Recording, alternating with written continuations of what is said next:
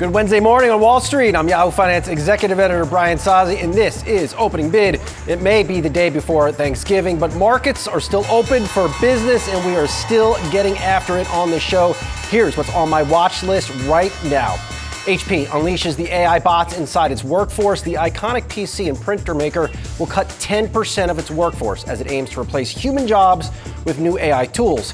HP CEO Enrique Lores told me exclusively the cuts are critical to keeping the company competitive. I'll have more from my chat with Lores very shortly. Markets as the comeback kid. Stocks are aiming to claw back to record highs as rate cut bets return to the forefront. But is the optimism too much?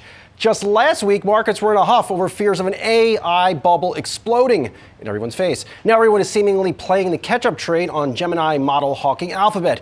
That is everyone except the ECB. The ECB warning in a new report today, FOMO, or fear of missing out, is driving stretched U.S. tech valuations. Thank you, ECB. Speaking of rate cuts, the amount of new positions held by traders in futures contracts tied to the Fed's benchmark interest rate has surged in the last three trading sessions. Markets are pricing in an 80% chance for a 25 basis point rate cut at the Fed's December 10th meeting, up from 30% a few weeks ago. Here in the opening bid roundtable, Lou Basenese, Prairie Operating Co, EVP of Market Strategy, alongside Yahoo Finance senior reporters Inez Ferre and Jen Schonberger. Lou, good to see you. Appreciated that post on X, my man. Thank you for that. Coming to you on the AI bubble. ECB out with a warning, it's under the radar this morning. They're warning about stretched tech valuations. Is that something like the market will care about on a Friday or next Monday? Yeah, definitely not caring about it today, but I think it's also just overdone, right? Everyone's worried about stretch valuations. And here's what I think. Go to the data. It's convenient to compare things to the dot-com days, but if you take the valuations of the top three stocks in the dot-com era in the S&P 500 and they're weighting and compare it to the top three now, they were trading at a 62 times forward earnings versus 31 times. So if this is the bubble, it's not done inflating yet. I just don't think we're there. You're seeing tremendous earnings growth underpinning this AI trend that we didn't see during the dot-com days. Lou, what do you make about this recent divergence? And it has been recently with NVIDIA under pressure and then Alphabet taken up and off and to the right. Anything to read in there? Yeah, I love it because I think Alphabet has been left for dead for way too long. I actually was late on NVIDIA. I own both stocks and was really banging the table on Alphabet. I mean, it started the year trading at 21 times earnings. It's now at 29 times. I think it could go up to where we saw NVIDIA, 33, 34 times. So I think the biggest takeaway here too, though, it's not a zero-sum game. It's not NVIDIA or Alphabet's chips. It's end. Meta's going to use both. We have too much compute demand to just start switching between chips. We're not in that phase of the growth cycle yet. Lou, I appreciate you just coming out and saying, look, I didn't buy NVIDIA in 2013. I appreciate that. That's the type of candor. And we appreciate that transparency on opening bid. And as over to you, Google or Alphabet, suddenly one of the hottest stocks in the market. Yeah, I mean, the hottest Mag 7 in the market. They are firing on all cylinders with their TPUs, with their Gemini, which has improved tremendously over the last couple of months. And then even you have Waymo, which I know that you don't talk much about, but I think that it's going to be huge. Yeah, I'll talk about it, Inez, because I'm not getting in one of these cars. Like, I'm not there yet. I get the technology. I'm just not putting myself behind one of these things with no drivers in it. It's going to get there, and they're way ahead of the game. It's only because we live on the East Coast, but honestly, it's going to be huge. So yeah, it's impressive. It's so impressive that NVIDIA had put out sort of that statement, sort of congratulating Google on those chips. There, you see that statement on its success. It's interesting that NVIDIA would sort of respond to this and also responding to the short sellers, et cetera. I think that NVIDIA sees itself as the leader in the global market on the world stage. And the questions have been sort of bubbling up about competition, about the depreciation cycle, about the circular funding, et cetera. And NVIDIA is now coming out to sort of respond to some of these concerns. And as I would love to know how many layers of legal that must have went through at NVIDIA to get that post out on social media. I'm going to say 40 layers. Jen, sorry to rope you into the opening bid craziness again for the second day. I appreciate it. Why would the ECB come out here and warn about tech stock valuations in the U.S.? Yeah, and it's a little late, right? It's kind of like, So late. haven't we been through this rodeo before? Like to your point at the top of the show, we had the huff last week. We're already starting to come back with it now. I guess they're looking at potential financial stability risks as they look around the globe right now, and that's where they see one. But to Lou's point, I mean, you got to look at the fundamentals here and where valuations are in this run-up right now. And these companies are investing massively, but they're also printing huge profits. And this is the very early innings of AI. And so I think there's a lot of room to run here. I don't know. We'll see what happens. You know, there's always a chance that we see a further pullback, and the ECB will say, "Okay, yeah, we called it." But at this point, of course they would. Of course they would say that, Jen. Lou, if one is inclined, look, markets have stabilized a little bit. That's good to see. It's a holiday season. Maybe get a little Santa Claus rally. If the market is stabilized and this continues, where does one go back into the AI trade, which has been hammered? Where do you head to? Yeah, look, I think you got to own the majors, right? You got to own NVIDIA and Alphabet, but I think you got to move to solution providers, right? Start finding those companies in the healthcare space in particular that is an undervalued sector that is using and applying AI to do things that they do better. Looking at robotics, a company like Symbotic that's in the commercial side of the robotic space. I think that gets interesting while Tesla is paving the way for consumer robotics. But this AI trade, I think, as we've been saying, it's going to be here for a while. It's not just this month, this quarter. I think we're talking about multi-years. So I think you're going to be fluid and move around where you get into the actual businesses that are making money from AI, not just saying that they're doing AI. Guys, take a listen to this. I want to run a clip of what HP CEO Enrique Lores told me. I mean, the company announcing they're cutting 10% of the workforce and replacing humans essentially with AI. Here's what Enrique told me. And we have seen that by redesigning processes first and then adopting AI and AI tools, we can both accelerate product development, improve customer satisfaction, and boost productivity. And this is what we are announcing today. We're moving from pilots to specific initiatives across multiple areas. And today we have line of sight for around $1 billion of savings from a productivity perspective.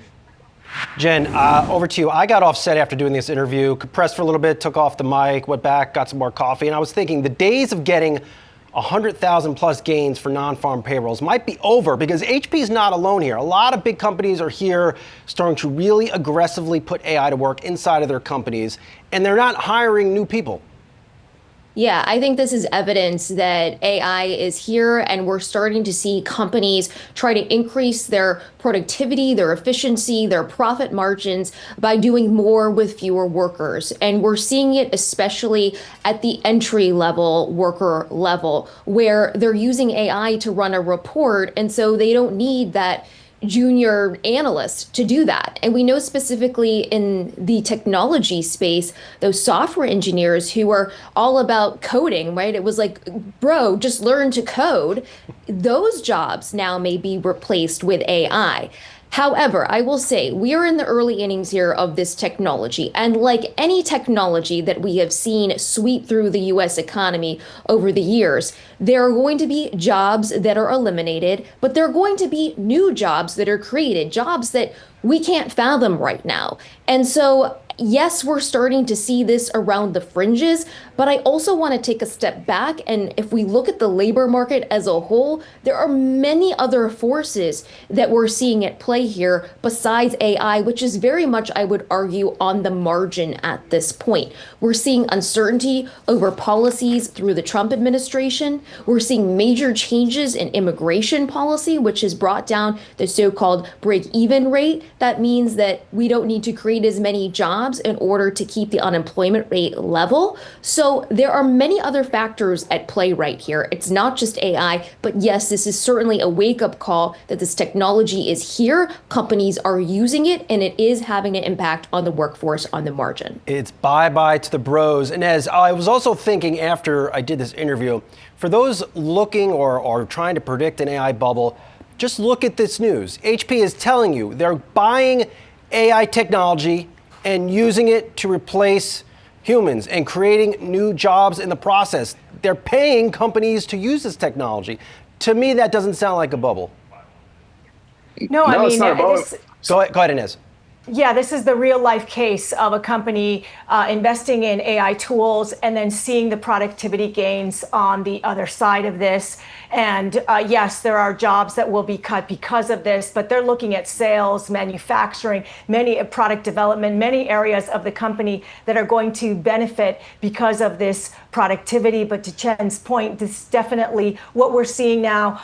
This is one example, and we will be seeing more of these examples going forward. But yes, $1 billion in savings over the next 3 years is what's expected. It ain't chump change. Lou, at the same time this is all happening, we're getting market expectations start to rally around this notion we will get that 25 basis point rate cut at the Fed's December 10th meeting. Do you think the markets go back to record highs ahead of that meeting? What would take the market down here if that seems to be the consensus view? Yeah, I think taking the market down is if for some reason the Fed holds pat. I mean, if you looked at the futures trading market a week ago, 50% of investors thought the Fed was going to hold rates firm, and now it's flipped to 80%. I think we do go to new highs. It's built in. It's 25 basis points. And I think the main reason here is the fear of the labor market cooling, and that's something you can't correct quickly versus inflation maybe flaring back up again. I think there's less concerns on that side. So I think the AI trade is real. It's going to drive. You're seeing, this is the funny thing. HP comes out and makes those comments that fly in the face of that famous study from MIT that said 95% of AI investments weren't fruitful or profitable. We're now seeing that it's actually coming to bear with HP. So I think you're going to see more companies come out making similar statements and moves that's going to drive this market higher. Jen, if the market is going to go back to record highs on rate cut hopes, like Lou was suggesting, the language after the decision will be more important than I think many people thought was going to be the case a couple weeks ago. Yeah, absolutely. And I think, the question becomes, okay, fine, they cut in December, then what? Right? What happens in January? What happens next year? Because while Fed officials penciled in 3 rate cuts for this year, they've only penciled in 1 cut for 2026. And Fed Governor Chris Waller, who has been leading the Doves, one of the very first to call for rate cuts back in June, has said, look, probably we're going to have to take things meeting by meeting. And part of that is because we had the government shutdown. And so we didn't have official government data. And we're going to start to actually get a real-time reading from those official statistics after the Fed's meeting on December 10th. So that data coming towards the end of the year, Fed officials will use that to make their decisions in January. We'll see how the path of policy looks, contingent on where inflation is, where the job market is. But there is growing concern on the FOMC that there is increasing fragility and softness in the job market. You heard Mary Daly from the San Francisco Fed come out this week and say, I support a rate cut in December because I am concerned about the risks to the job market. It's harder to fix that than it is an inflation flare-up. And this was a change from just a few weeks ago when she said, I'm going into December with an open mind. So let's also keep a pulse on that they are going to be keeping an eye on the job market. And that is very key right here. And guess what? If you have a deteriorating job market, you're probably not going to have an inflation problem. Speaking of inflation, I want to go a quick around the horn since you all are regulars on this roundtable. Lou, favorite Thanksgiving food and why? Oh, green bean casserole, just because it's superior. Just because. Inez, over to you. Don't tell me Costco pizza. Sweet potatoes. Sweet potatoes. Jen? Stuffing. All right, good. I'm Yes. sweet potatoes. I'm with you, Inez. I like the marshmallows. I like to get them brown. I'm loving the whole thing. A big thank you to this opening bid roundtable. Lou, Inez, and Jen, thank you so much. Appreciate it. All right, coming up, my old friend Dan Ives of Wedbush stops by the opening bid roundtable. Dan isn't coming without holiday presents for me or for you. Nope. He will be serving up his top 10 tech stocks you need to own. More on this next.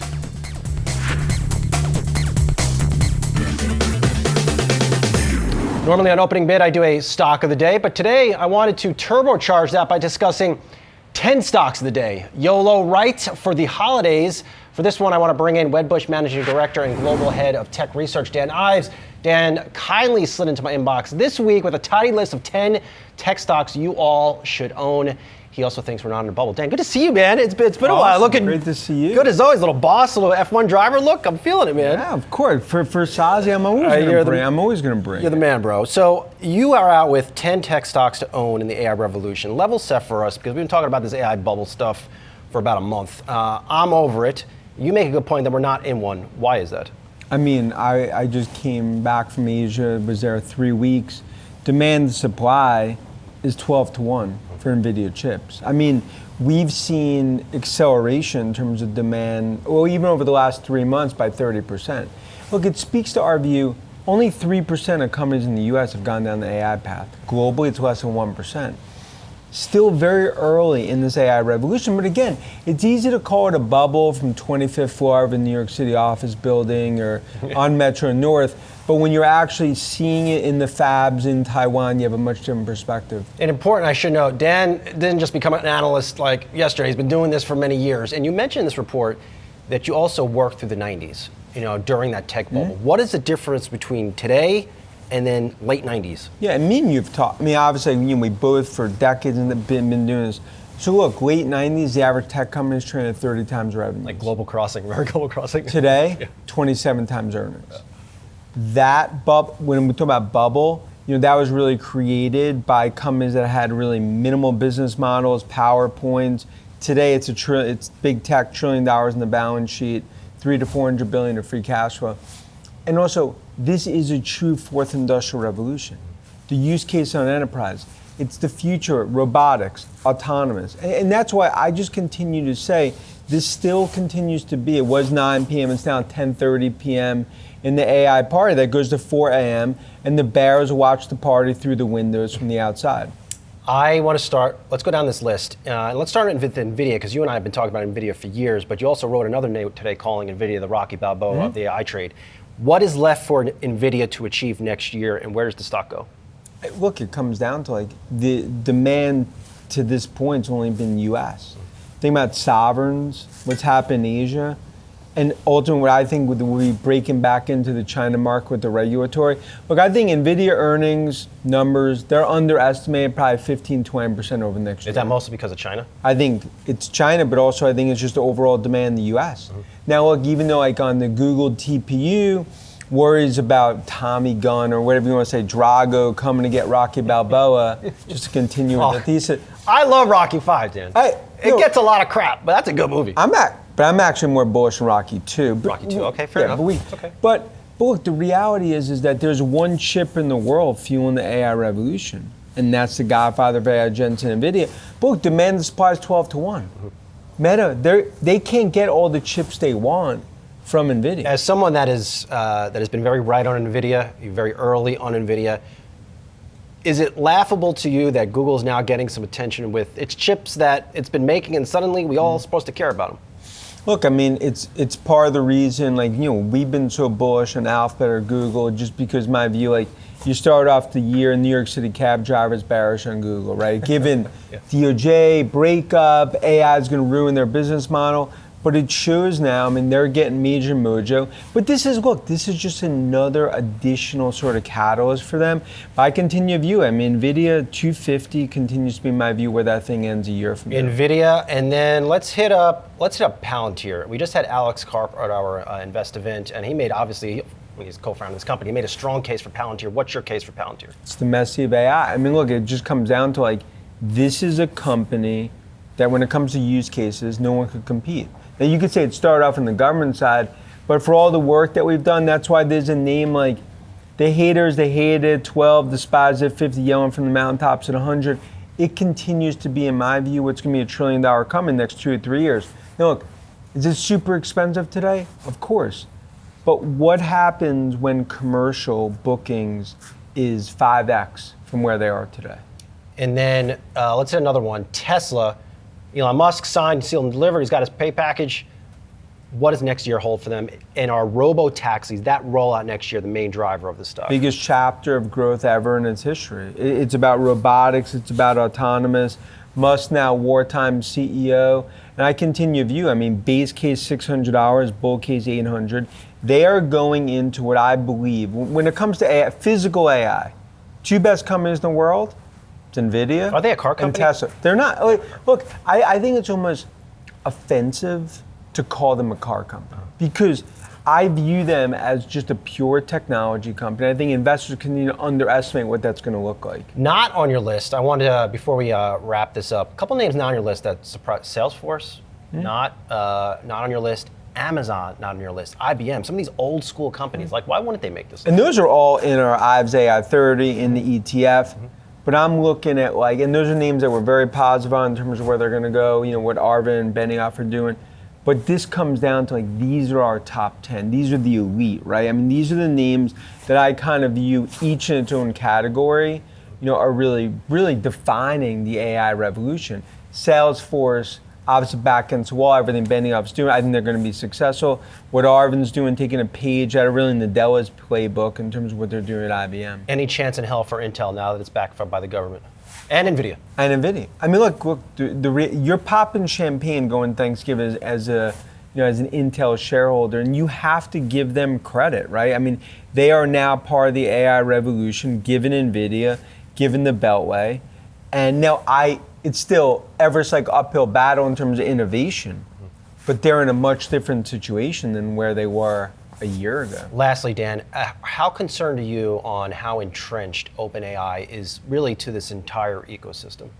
It's like having too much Peter Luger steak. I love Peter Luger, man, but I guess that's your point. The point is it's not a bad thing. Even though Oracle, Microsoft, you want they're foundational to what they're doing. And I get the words circular deals. That to me, they continue to be foundational to where I view the AI revolution. So I don't view anything that's negative because it's my view we are still top of the third, one out in terms of this AI game. Are you the big steak guy at Peter Luger? Are you that guy? I mean, do you share your steak? No, I share the steak, and I'm not I'm sort of middle of the table type guy. But some good wine. But again, would I rather be Peter Luger's, or I'd rather be in the White Castle, sort of drive through 4 a.m. Good to see you, man. Great. You have a happy Thanksgiving. You too. All right. Have a great one. All right, coming up, Julie Hyman has you cover on Market Catalyst. I dare her to top this conversation and just have with Dan Ives. Having a wonderful Thanksgiving, and if you're seeing super high prices for your holiday food, I want to know. Send me pics at Brian Sozzi on X.